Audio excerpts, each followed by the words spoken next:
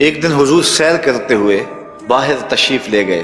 وہاں ایک قافلے نے پڑاؤ کیا ہوا تھا اور ان کے وہاں اونٹ چل رہے تھے۔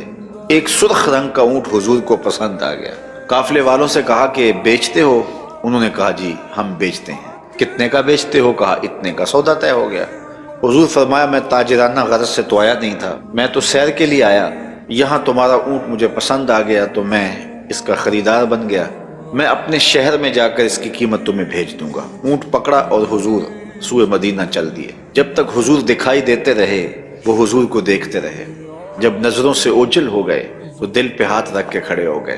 تھوڑی دیر کے بعد جب سکتے سے باہر آئے تو ایک دوسرے سے پوچھنے لگے کہ ایک شخص آیا اور وہ تم سے اونٹ لے گیا، تم نے نہ اس کا پتہ پوچھا، نہ کوئی اس نے ضامن دیا، اور نہ تم میں سے اسے کوئی جانتا ہے۔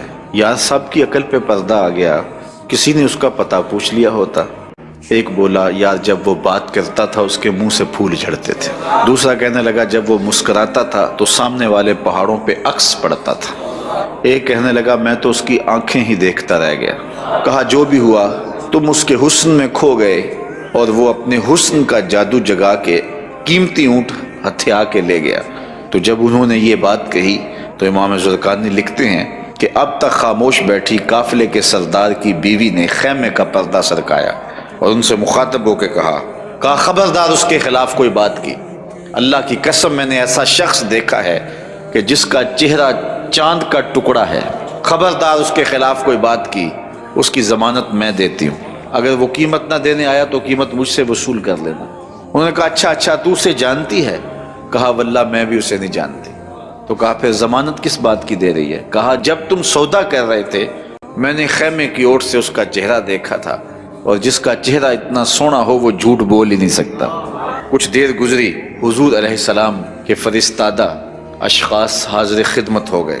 تو ایک شخص آیا جس نے کہا کہ میں رسول کریم صلی اللہ علیہ وسلم کا قاصد ہوں اور حضور نے مجھے تمہاری جانب بھیجا ہے، اور یہ لو کھجوریں، ان سے اپنی قیمت پوری کر لو، اور یہ کھجوریں حضور نے تمہاری ضیافت کے لیے بھیجی۔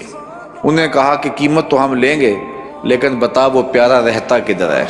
انہوں نے کہا کہ وہی یہ کھجوروں کے جو جھنڈ دکھائی دیتے ہیں یہی اس محبوب کا ڈیرا ہے۔